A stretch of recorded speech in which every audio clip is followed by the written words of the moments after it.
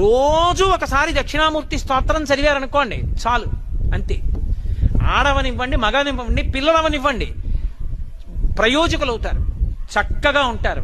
ఏమి పెద్ద ఇబ్బంది పడిపోయి భయంకరమైన స్థితిలోకి వెళ్ళిపోకుండా కాపాడుతుంది దక్షిణామూర్తి స్తోత్రం. అంత గొప్పది. దక్షిణామూర్తి దక్షిణాన్ని ఎందుకు చూస్తాడంటే ఆయన మృత్యుంజయుడు. ఆయన ఉత్తరాన్ని కూర్చుని దక్షిణాన్ని చూస్తాడు. మృత్యువును గూర్చినటువంటి భయము లేనివాడాయన.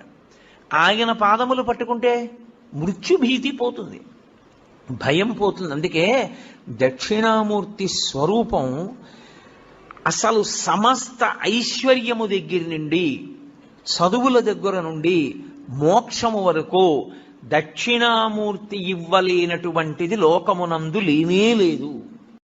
రోజు ఒకసారి దక్షిణామూర్తి స్తోత్రం చదివారనుకోండి చాలు, అంతే. ఆడవనివ్వండి, మగనివ్వండి, పిల్లలవనివ్వండి, ప్రయోజకులు అవుతారు, చక్కగా ఉంటారు. ఏమి పెద్ద ఇబ్బంది పడిపోయి భయంకరమైన స్థితిలోకి వెళ్ళిపోకుండా కాపాడుతుంది దక్షిణామూర్తి స్తోత్రం. అంత గొప్పది. దక్షిణామూర్తి దక్షిణాన్ని ఎందుకు చూస్తాడంటే ఆయన మృత్యుంజయుడు. ఆయన ఉత్తరాన్ని కూర్చుని దక్షిణాన్ని చూస్తాడు. మృత్యువును గూర్చినటువంటి భయము లేనివాడాయన.